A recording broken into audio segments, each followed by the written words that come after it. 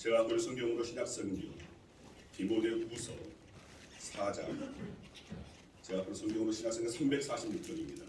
346쪽 디모데후서 4장 1절에서 8절까지의 말씀, 우리 한 목소리로 말씀 같이 읽어보겠습니다. 같이 읽습니다. 하나님 앞과 살아있는 자와 죽은 자를 심판하실 그리스도 예수 앞에서 그가 나타나실 것과 그의 나라를 두고 엄히 명하노니 너는 말씀을 전파하라. 때를 얻든지 못 얻든지 항상 힘쓰라. 범사의 오래 참음과 가르침으로 경쟁하며 경계하며 고나라. 때가 이르리니 사람이 다른 교훈을 받지 아니하며 귀가 가려워서 자기의 사욕을 따를 스승을 많이 두고 또 그 길을 진리에서 돌이켜 허탄한 이야기를 따르리라. 그러나 너는 모든 일에 신중하여 고난을 받으며 전도자의 일을 하며 내 직무를 다하라. 전제와 같이 내가 벌써 부어지고 나의 떠날 시각이 가까웠도다. 나는 선한 싸움을 싸우고 나의 달려갈 길을 마치고 믿음을 지켰으니 이제 후로는 나를 위하여 의의 멸류관이 예비되었으므로 주 곧 의로우신 재판장이 그날에 내게 주실 것이며 내게만 아니라 주의 나타나심을 사모하는 모든 자에게 도니라. 아멘. 제가 기도하겠습니다. 아버지 감사합니다. 이 시간 주의 말씀을 대합니다. 주님의 말씀 가운데서 오늘 전전히 저희의 고집과 저희의 아집과 오늘 저희의 생각과 저희의 지식, 오늘 저희는 그 모든 것을 꺾어주시고 오늘 주의 말씀이 저희 안에 바로 세워질 수 있도록 은혜 허락하여 주시옵소서. 말씀 따라 나아가게 하여 주시고 말씀 가운데 예수 그리스도를 온전히 모시고 저희 안에 모실 수 있는 귀한 은혜 시간 되게 하여 주시고 또한 주님의 그 말씀 따라 진정 저희가 가야 할 하나님의 나라 그 영광을 바라보며 나아갈 수 있는 귀한 은혜 허락하여 주시옵소서. 말씀을 전하는 부족한 종 오직 십자가 뒤에 제 이름은 가려주시고 오늘 주님만 드러나기를 원하오니 이 시간 성령께서 강단 위아래 동일하게 역사하여 주시옵소서. 예수 그리스도의 이름으로 기도드리옵나이다. 아멘. 할렐루야. 아멘. 우리 옆 사람 두 사람 사랑하겠습니다. 잘 오셨습니다. 주 이름으로 사랑합니다. 주 이름으로 축복합니다. 자, 지금 밖에 오는 비 정말 기분 좋게 내리는 비입니다. 봄비입니다. 봄비라고 하면 뭐 남자 여자 상관할 것 없고 뭐 처녀든 유부녀든 총각이든 유부남이든 봄비 하면 참 설레기도 합니다. 자, 이 봄비처럼 오늘 저와 여러분의 모든 신년 가운데도 성령의 은혜의 단비가 내리기를 간절히 주의 이름으로 축원드립니다. 며칠 전 새벽 기도회가 끝나고 이제 교회를 정리하고 이렇게 나가다가 저희 사모가 저만치 있는 교회 의자 뒤에 걸려있는 가방을 가리키면서 목사님 저 가방이 박금자 권사님 성경 가방이에요. 이렇게 가르쳤습니다. 그 성경 가방을 보니까 좀 쓸쓸한 그런 마음이 들었습니다. 남겨진 성경 가방. 근데 그러다가 금세 마음을 고쳐먹었습니다. 이제 오늘 오후에 제가 사모랑 같이 그 성경 가방을 남편 되시는 이강길 사님한테 전달해 드려야 되는데 참 이 발걸음이 그걸 들고 또 나아가는 그 걸음이 결코 가볍지만은 않을 것 같습니다. 그런데 마음을 고쳐먹었습니다.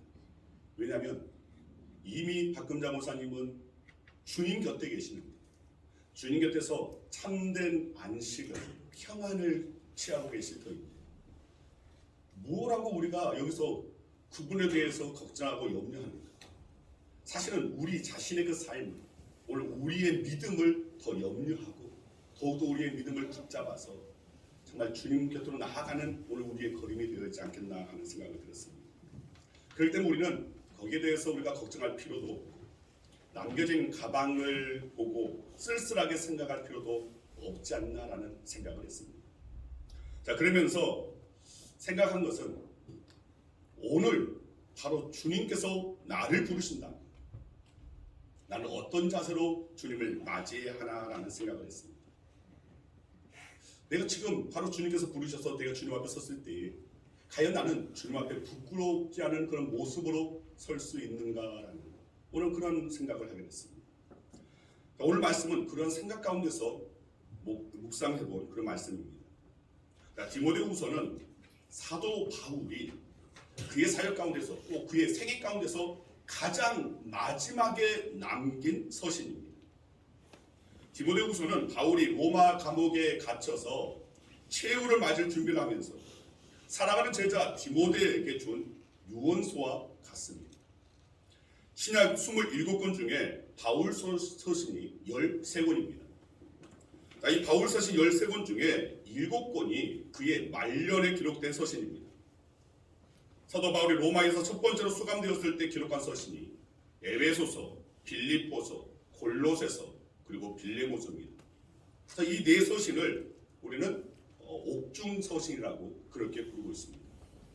그리고 그 옥중에서 풀려나서 마게도냐에 머물 때에 기록한 것이 디모데 전서이고 디도서입니다.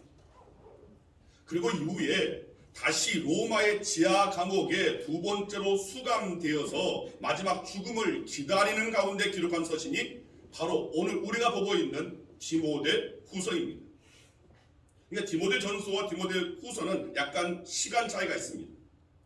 그리고 디모데 전서, 후서, 그리고 디도서는 목회적 측면을 많이 다루고 있기 때문에 목회 서신이라고 그렇게 분류하기도 합니다.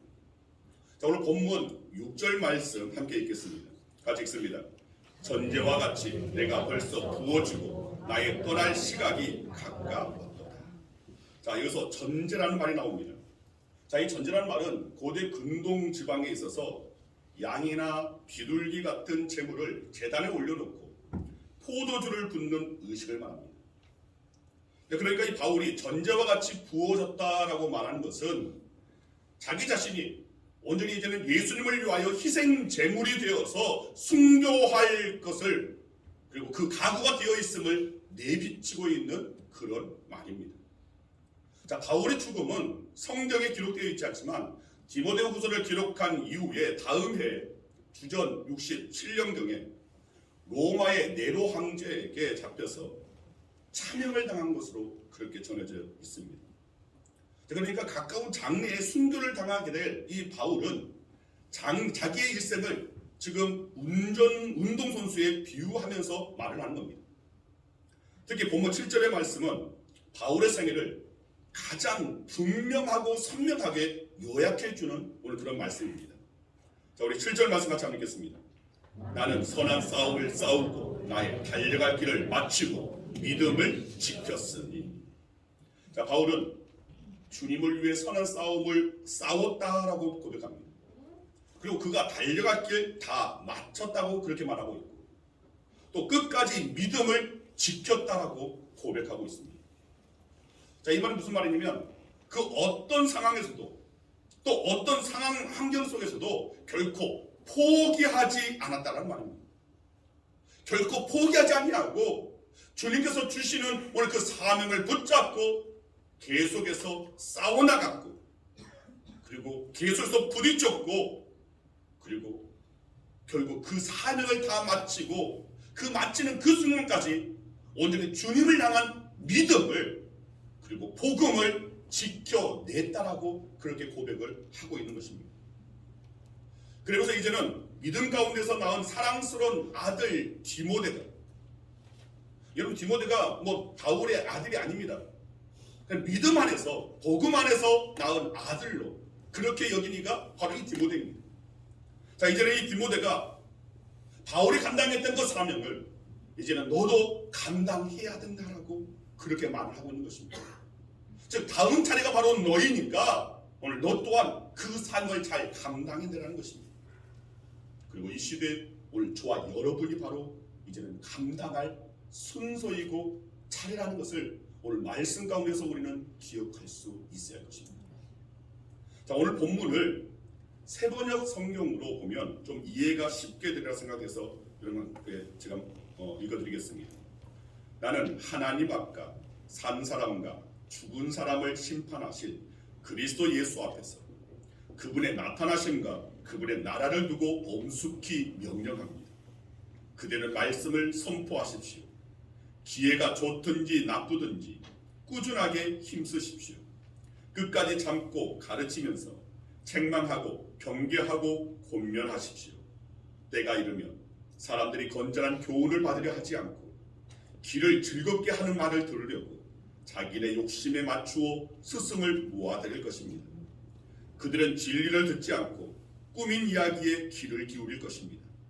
그러나 그대는 모든 일에 정신을 차려서 고난을 참으며 전도자의 일을 하며 그대의 직무를 완수하십시오.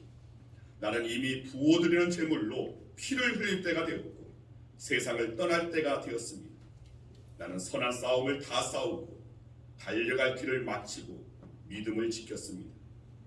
이제는 나를 위하여 의의 면류관이 마련되어 있으므로 의로운 재판장이신 주님께서 그날에 그것을 나에게 주실 것이며 나에게만이 아니라 주님께서 나타나시기를 사모하는 모든 사람에게도 주실 것입니다.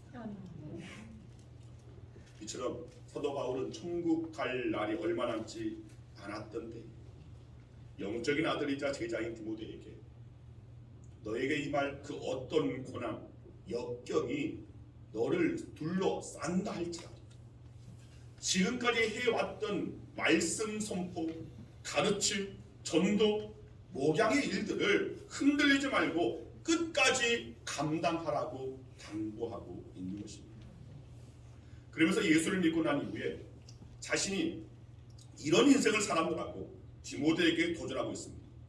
자, 다시 한번 우리가 보는 개역개정 성경 7절 말씀 함께 읽겠습니다. 나는 선한 싸움을 싸우고 나의 달려갈 길을 마치고 믿음을 지켰으니. 자, 여기서 싸웠다라는 말에는 싸워 승리했다라는 의미가 있습니다.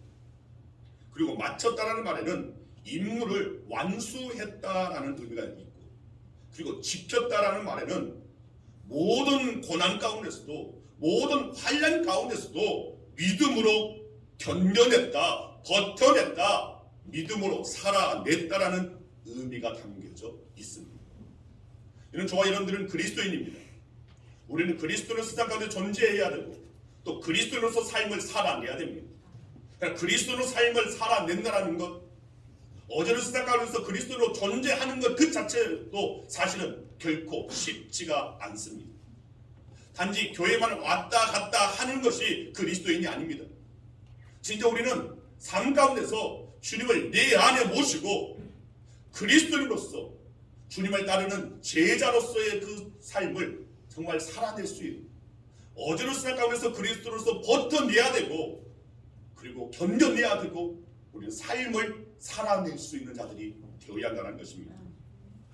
이런 바울이 당한 고난의 내용들은 우리가 자주 사실은 살펴보는 말씀이지만 고린도후서 11장 23절 이하에 잘 기록되어 있습니다. 자, 고린도후서 11장 23절에서 27절 말씀 우리 함께 같이 한번 읽겠습니다. 같이 읽습니다. 그들이 그리스도의 일꾼이냐 정신없는 말을 하거니와 나는 더욱 그러하도다. 내가 수고를 넘치도록 하고 옥에 갇히기도 더 많이 하고 매도 수없이 맞고 여러 번 죽을 뻔하였으니 유대인들에게 40에서 하나 감한 배를 5번 맞았으니 3번 회장으로 맞고 1번 돌로 맞고 3번 파선하고 일주야를 깊은 바다에서 지냈으며 여러 번 여행하면서 강의 위험과 강도의 위험과 동족의 위험과 이방인의 위험과 시내의 위험과 광야의 위험과 바다의 위험과 거짓 형제 중에 위험을 당하고 또 수고하며 애쓰고 여러 번 자지 못하고 줄이며 목마르고 여러 번 굶고 춥고 헐벗었노라. 이 말씀을 보면 사도 바울이 정말 인간이 경험할 수 없는 정말 최악의 그 고난들을 겪었음을 우리가 알 수가 있습니다. 자, 그럼에도 불구하고 사도 바울은 포기하지 않았습니다.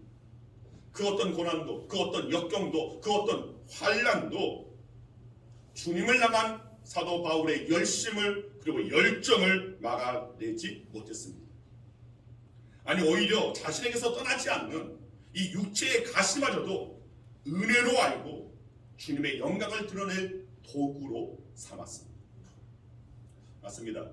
오늘 우리는 사도 바울의 이런 믿음이, 이런 열심이, 이런 열정이 우리 모두에게 있어야 할 것입니다. 요 근래 굉장히 이 미디어 쪽에서 나는 신이다라는 어떤 그런 프로그램을 제작을 했습니다. 우리 이제 그 기독교계에서 여러 가지 이단 사이비가 참 많이 있습니다. 본질에서 벗어나고 복음에서 벗어난, 그러면서 온전히 주님께 영광을 돌려드려야 되고 주님의 그 자리에 둘 수 있는, 하나님을 하나님의 자리에 둬야 되는데 오히려 사람이 그 자리를 차지하는, 하나님의 영광을 돌릴 것이 아니라 자기에게 영광을 돌리라고 그렇게 말하는 제임스 정명석이 이렇게 나와서 정말 굉장히 요즘 이슈화되고 있습니다. 어떻게 보면 여기에 대한 경계가 있어야 되기 때문에 굉장히 바람직하다고 저는 봅니다. 그래서 또 하나의 우려되는 것은 무엇이냐면, 세상 사람들은 오늘 그런 이단 사입이 오늘 그걸 바라보면서 거기에 기독교 전체를 다 싸잡아면서 그렇게 매도한다는 것이, 또 그런 가운데서 복음이 들어가는 것이 그런 벽이 생긴다는 것이 참 안타까운 그런 것이 마음이 들었습니다. 그러나 우리가 분명히 알아야 할 것은, 우리는 사도 바울은 무엇을 위해서 열심을 가졌습니까? 오직 예수 그리스도에 관한 열심을 가지고 그런 복음을 전하는 사명을 감당했습니다. 맞습니다. 우리가 이 땅을 가져야 열심은 다른 것이 있지 않습니다. 사도 바울이 가졌던 그 복음에 대한 열심, 오직 예수 그리스도를 말미암아 구원에 이르는, 할 수만 있다면 그가 만난 모든 이들이 예수로 말미암아 구원의 자리에 이르기를 사모했던 사도 바울의 열심과 그 열정이 갈수록 복음에 들어가기에 팍팍한 이 시대에 오늘 우리는 반드시 감당해야 합니다. 사도 바울의 그 열심이, 그 열정을 우리는 소유할 수 있는 자들이 되어야 할 줄 믿습니다. 아멘. 여러분, 사도 바울은 자신의 인생 전부를 전제와 같이 아낌없이 드릴 수 있었던 이유가 있습니다. 자, 오늘 본문 8절 말씀 같이 한번 읽겠습니다. 이제 후로는 나를 위하여 의의 면류관이 예비되었으므로 주 곧 의로우신 재판장이 그날에 내게 주실 것이니 내게만 아니라 주의 나타나심을 사모하는 모든 자에게 돌리라. 이런 당시 사도 바울은 그 당시에 상위 1%에 속해 있던 바울이었습니다. 세상 부귀영화 포기하고 복음 전파를 위해서 자신의 전 인생을 다 걸었습니다. 이전에 같이 있었던 것, 이전에 세상 가운데 자랑할 만한 것들, 그는 다 배설물 여겼습니다. 그리고 세상의 부귀영화 다 포기하고 오직 복음 전파를 위해서 자신의 인생을 내던졌습니다. 무엇 때문입니까? 오늘 8절 말씀에 바로 하늘의 상급 의의 면류관을 바라보면서 나아갔다는 것입니다. 맞습니다. 사도 바울은 그 어떤 고난도 뚫고 나갈 수 있었던 이유, 어떤 상황에서도 포기하지 않았던 이유, 어쩌면 교만하게 보일 수 있음에도 자신의 사역에 대해 당당하게 평가할 수 있었던 이유, 그 이유는 바로 이 땅에서 누리고 즐기는 세상 그 무엇이 아닌 하늘 아버지께서 주시는 하늘의 상급을 바라보았기 때문입니다. 그리고 하늘의 영광을 사모했기 때문입니다. 이런 바울은 사람과 환경에서 오는 은혜를 구하지 않았습니다. 눈에 보이는 그런 삶의 그 여정은 정말 참담하기 그지 없었습니다. 고통 그 순간이었습니다. 아픔이었습니다. 슬픔이었습니다. 그러나 사도 바울은 오직 하나님의 은혜만을 구했습니다. 그리고 오직 하나님의 은혜로 일평생 살았습니다. 그래서 인생의 유종의 미를 거두었던 바울의 삶이 사실은 바로 오늘 우리가 살아야 할 삶인 것입니다.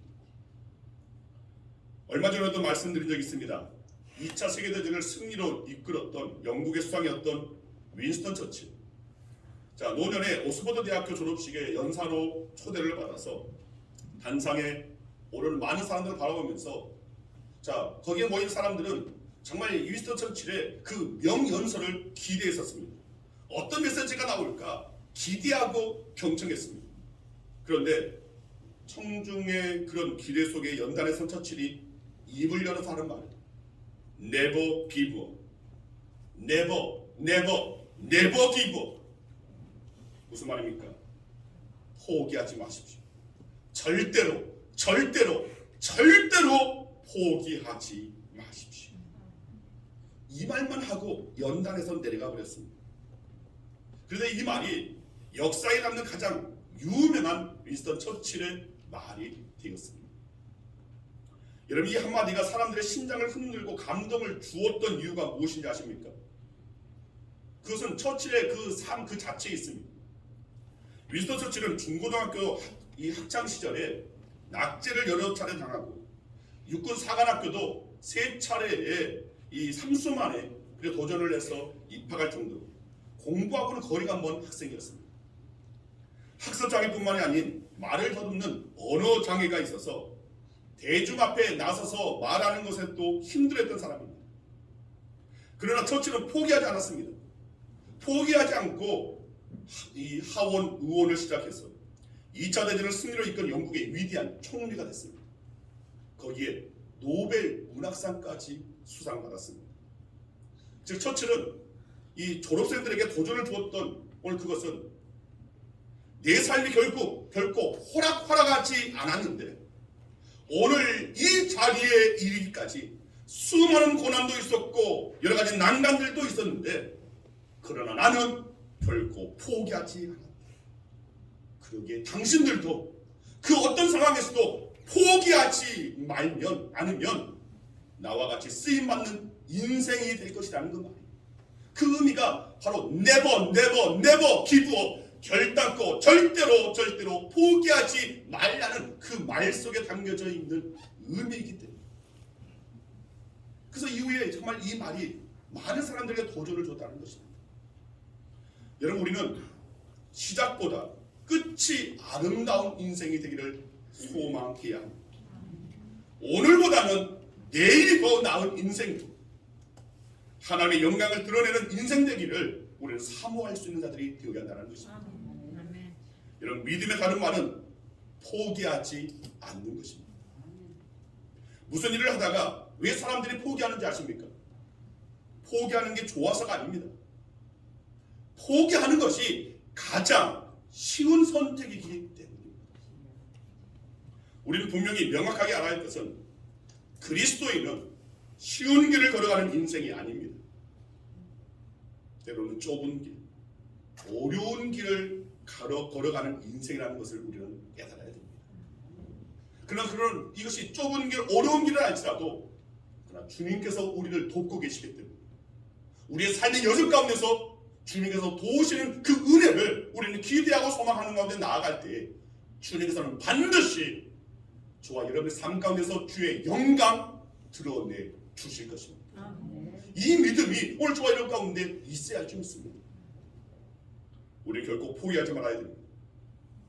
그 포기하지 말아야 할 궁극적 이유는 하나님께서 우리를 결코 포기하지 않으시기 때문에 그렇습니다. 하나님은 내가 잘 되는 상황에도 때로는 죽고 싶은 상황에도 정말 힘든 그런 상황 가운데서도 결코 떠나지 않고 결코 버리지 않으시는 하나님이십니다. 여전히 우리와 함께 하시는 분이 바로 우리 하나님이십니다. 신명기 31장 6절 말씀입니다. 자, 이 말씀은 임종을 앞둔 모세가 이스라엘 백성들에게 한 말입니다. 자, 우리 함께 읽겠습니다. 너희는 강하고 담대하라. 두려워하지 말라. 그들 앞에서 떨지 말라. 이는 내 하나님 여호와 그가 너와 함께 가시며 결코 너를 떠나지 아니하시며 버리지 아니하실 것입니다. 결코 너를 떠나지 않겠다. 버리지 아니하신다. 그리고 여호수아 1장 5절 말씀입니다. 이 말씀은 모세가 죽은 후 하나님께서 모세의 후계자 된 여호수아에게 하신 그런 말씀입니다. 우리 함께 읽겠습니다. 내 평생에 너를 능히 대적할 자가 없으리니 내가 모세와 함께 있었던 것 같이 너와 함께 있을 것임이니라. 내가 너를 떠나지 아니하며 버리지 아니하리라. 모세와 함께 했던 것처럼 나는 결코 너를 떠나지도 버리지도 아니하고 너와 함께 하겠다라는 말씀을 여호수아에게 주셨습니다. 또 우리가 신약에서 예수님께서 우리에게 마지막으로 하신 말씀 마태복음 28장 20절 말씀입니다. 볼지어다 내가 세상 끝날까지 너희와 항상 함께 있으리라. 주님의 약속입니다. 주님은 그냥 떠나신 것이 아닙니다. 이 약속을 주셨습니다. 그리고 우리 곁에 보이지 않지만 날마다 함께 하시는 바로 우리 주님의 신실한 그 약속을 우리는 붙잡을 수 있는 자들이 되어야 됩니다. 그리고 이 약속대로 주님께서는 우리와 함께 하십니다.